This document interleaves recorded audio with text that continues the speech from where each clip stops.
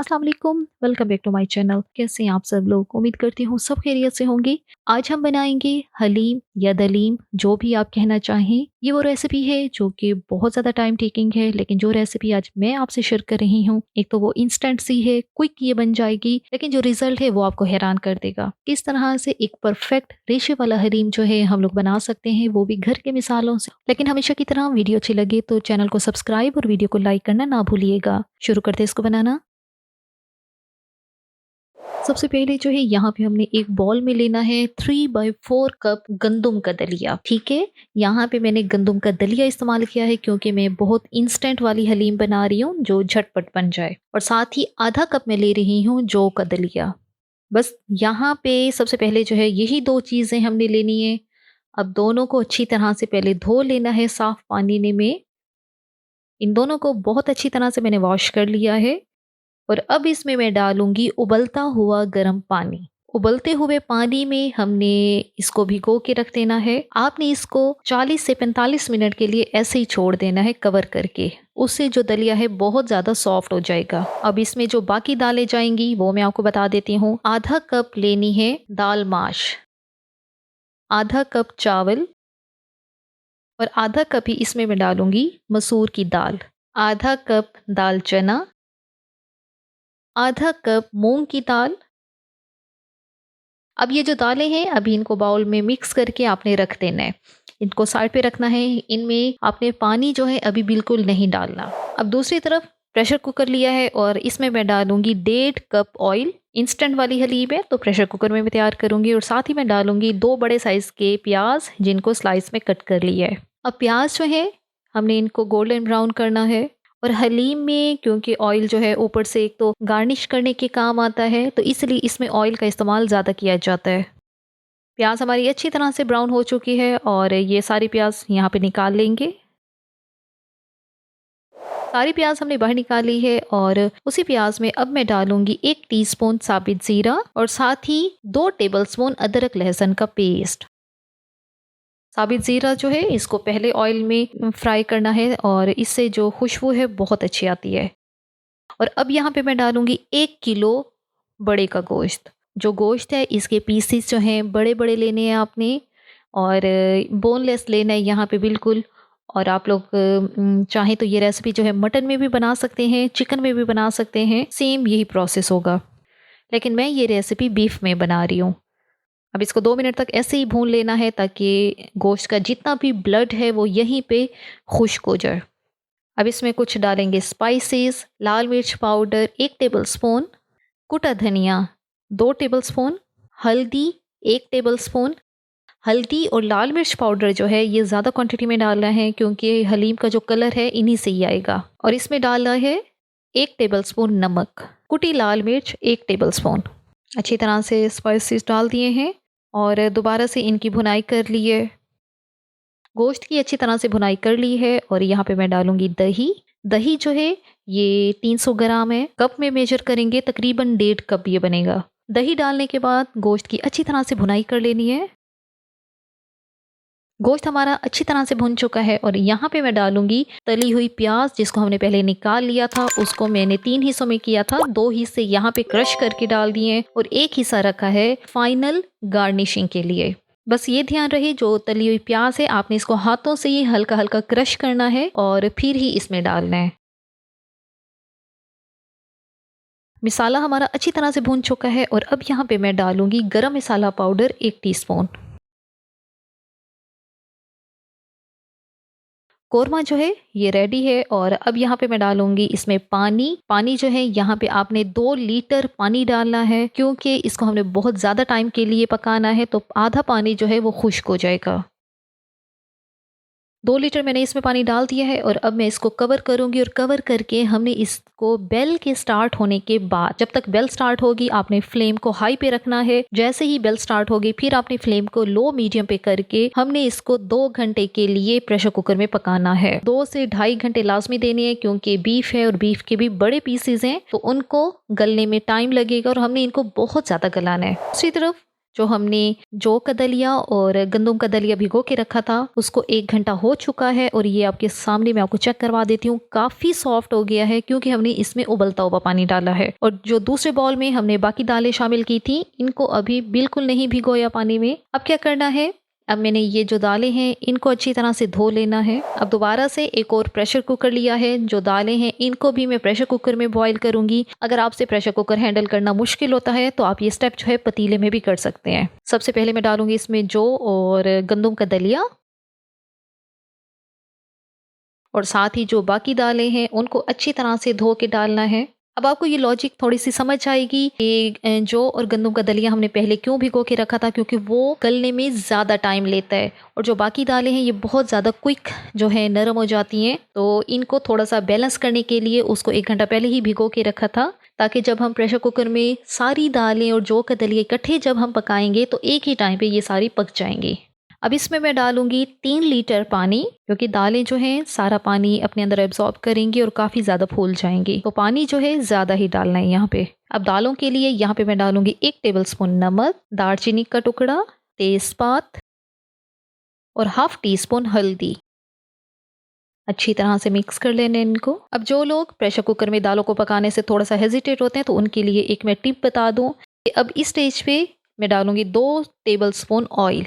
Oil से क्या होगा, जो दाल है एकदम से उभर के ऊपर को आके जो ढक्कन और किचन को ख़राब करती है वो काम नहीं होगा। इससे कवर करें, इसको लीड लगाएं और उसके बाद बेल के स्टार्ट होने के बाद आपने इसकी फ्लेम को बिल्कुल लो पे करना है, तकरीबन लो मीडियम हल्का रखना है, और फिर आपने इसको 1 घंटे के लिए छोड़ देना है जब तक कि दालें जो हैं अच्छी तरह से पक नहीं जाती। गोश्त हमारा 2.5 घंटे हो चुके हैं। इसका प्रेशर कुकर का ढक्कन हटाते हैं और ये मैं आपको चेक करवा दूं। पानी आधा रह चुका है, आधा पानी खुश्क हो गया है और गोश्त हमारा बहुत अच्छी तरह नरम हो गया है। अब एक स्टेप तो हमने ये करना है कि ऊपर सरफेस पे जो ऑयल है वो यहाँ पे निकाल लेना है। हमने आधा निकालना है, आधा रहने देना है, क्योंकि जो निकालना है हमने वो फाइनल गार्निशिंग के लिए लास्ट में ये ऑयल जो है तब हमने हलीम में शामिल करना है। और अब ये जो बाकी बचा हुआ शोरबा है या बोटियां हैं इनको हमने अलग-अलग कर लेना है, तो इसीलिए जो शोरबा है वो मैं एक अलग बाउल में निकाल रही हूँ।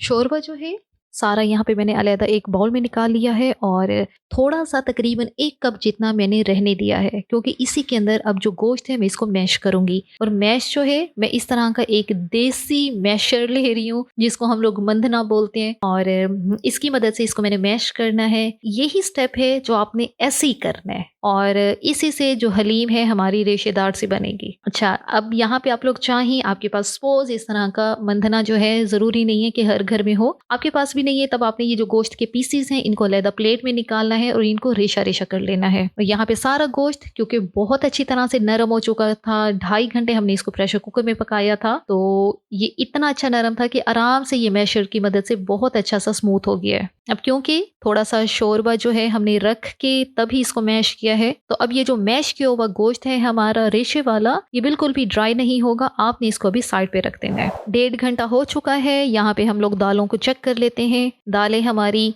अच्छी तरह से फाइनल हो गई हैं। मैंने दरमियान में एक बार इनका ढक्कन खोल के चेक कर लिया था, तब जो है इनमें थोड़ा सा पानी रहता था, दोबारा से कवर करके मैंने इनको चढ़ा दिया था चूल्हे पे। और अब ये आपके सामने है, पानी सारा खुश्क हो चुका है और दालें, दलिया, हर चीज़ जो है बहुत अच्छी तरह से नरम हो गई है। अब हमने करना क्या है, यहाँ पे मैंने इस तरह का हैंड ब्लेंडर लिया है, ठीक है। इसकी मदद से मैंने ये जो दालें हैं इनको अच्छी तरह से मिक्स करना है। यही काम आप लोग इस तरह का जो देसी मंधना है आप इससे भी कर सकते हैं, सिर्फ थोड़ा सा टाइम ज़्यादा लगेगा, आपकी ताकत ज़्यादा लगेगी, ये तब भी हो जाएगा। अगर आपके पास इस तरह का हैंड ब्लेंडर नहीं है, मंधना ही नहीं है, तब आपने क्या करना है, जग, ब्लेंडिंग जग जो है वो हर घर में होता है, ये सारा मटेरियल डालें थोड़ा थोड़ा करके ब्लेंडिंग जग में और आप इसको स्मूथ सा पेस्ट बना लें। मैं ये सारा काम हैंड ब्लेंडर से कर रही हूँ। इसकी जो कंसिस्टेंसी है आपने इतनी ही गाढ़ी रखनी है, ये जो दालें हैं, क्योंकि अब जो मीट का शोरबा, जो गोश्त है उसका जो शोरबा बचा है हमने वो इसमें ऐड करना है। तो बस दालें हमारी बहुत अच्छी तरह से मैश हो गई हैं और ये आप चेक करें। अब बाउल के अंदर जो हमने शोरबा निकाल के रखा है वो इसमें डालूंगी। अब शोरबा डालने के बाद दोबारा से ये जो दालें हैं हमने इनको मैश करना है।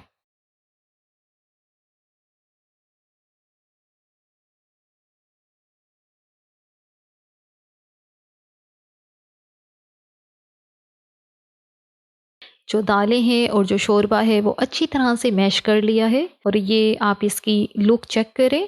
अगर आप जग में करेंगे फिर ये है आपने थोड़ा थोड़ा ये मटेरियल जो है जग में डालना है और इसको अच्छी तरह से मैश कर देना है। यहाँ पे हमने एक मिसाला बना के साइड पे रखना है, जो कि हलीम का एक स्पेशल मिसाला होता है, खुशबूदार सा जो एक जायका आता है हलीम में। उसके लिए मुझे चाहिए 5 से 6 लौंग, एक दालचीनी का टुकड़ा, एक बड़ी इलायची, 1 टीस्पून साबित ज़ीरा, 1 फूल जावित्री का, 12 से 14 दाने काली मिर्च के साबित और 4 से 5 छोटी इलायची। ये सारी चीज़ें जो हैं इनको ग्राइंडर में डाल के ग्राइंड करके इनका एक पाउडर बना लेना है। अब ये जो पाउडर है हमने इसको साइड पे रखना है। अब यही दालें और शोरबे वाला जो मिक्सचर है, अब इसको डालना है वो गोश्त जिसको हमने मैश करके रखा है। और आप इसकी ये थिकनेस जो है चेक करें। अगर आपको लगे ये बहुत ज़्यादा गाढ़ा है और आपका जो मिक्सचर है ज़्यादा गाढ़ा आपको लग रहा है, तब आपने इसमें थोड़ा सा उबलता हुआ पानी ठंडा नहीं डालना, भी पहले पानी को बॉईल करना है, वो पानी इसमें डाल के फिर आपने जो है इसको अच्छी तरह से मिक्स करना है। लेकिन जो हलीम की परफेक्ट कंसिस्टेंसी होती है वो बिल्कुल यही होती है, क्योंकि अभी हमने मज़ीद इसके अंदर एक और प्रोसेस करना है जिसकी वजह से जो हलीम है परफेक्ट बनेगी। अब हम इसमें डालेंगे वो मिसाला, खुशबूदार मिसाला जिसको हमने तैयार करके रखा है। सारा मिसाला जो है इसके अंदर मैंने डाल दिए। अब फ्लेम जो है बिल्कुल लो पर है। अब लो फ्लेम पे हमने एक और स्टेप करना है, दोबारा से इस तरह का एक और मंथना लेना है और इसको इसके अंदर इस तरह से प्रेस करना है और दोबारा से इसको स्मूथ करना है। ये स्टेप जो है हलीम में रेशे पैदा करेगा। 15 मिनट आपने लाजमी ये काम करना है। अब अभी मैं स्टार्ट कर रही हूँ और 15 मिनट के बाद आप इस हलीम का रिजल्ट देखिएगा। ये बिल्कुल हो सकता है कि ये स्टेप करते हुए आपके हाथ भी दुखें और थोड़ा सा मुश्किल भी है, लेकिन ये आपने लाजमी ही करना है। यही स्टेप जो है आपकी हलीम को परफेक्ट बनाएगा, नेक्स्ट लेवल तक लेके जाएगा। और ये चेक करें, इसको इस तरह से स्मूथ करते हुए मुझे 15 मिनट हो चुके हैं और उसके बाद आपको मैं इसकी लुक चेक करवाती हूँ। अब आपको समझ आएगी कि ये स्टेप क्यों ज़रूरी है। जितना ज़्यादा आप लोग ये स्टेप करेंगे, 15 मिनट से कम किसी सूरत नहीं करना, आपने 15 मिनट लाजमी करना है, तभी हलीम जो है इतनी रेशेदार बनेगी। तो बस ही हमारी हलीम जो है रेशेदार सी मज़ेदार सी बन चुकी है। बहुत ज़बरदस्त सी और बिल्कुल ऑथेंटिक रेसिपी मैंने आपके साथ शेयर की है। कोशिश की है वही रेसिपी शेयर करें जो ऑसम रिजल्ट आपके साथ दे। हलीम हमारी रेडी है। यहाँ पे इसको मैं सर्व करती हूँ और इसको सर्व किस तरह से करना है, सबसे पहले जो है वो जो भी आप बर्तन ले रहे हैं उसमें पहले आपने हलीम डालनी है। हलीम डालने के बाद जो ऑयल हमने ऊपर से निकाल लिया था वो ऊपर से डालना है। तली हुई प्याज वो डाल देनी है, हल्का सा चॉप किया हुआ हरा धनिया और थोड़ी सी हरी मिर्चें। तो बस ये हलीम जो है हमारी फाइनल हो चुकी है। कोशिश की है आपसे बहुत आसान सी रेसिपी शेयर करें और जो कि क्विक भी बन जाए, ज़्यादा टाइम ना लगे, क्योंकि हलीम जो है बहुत ज़्यादा टाइम लेती है। और रिज़ल्ट जो है वो आपके सामने है। बहुत रेशेदार सी और बहुत ही डिलीशियस ये हलीम जो है बिल्कुल तैयार है आपके सामने।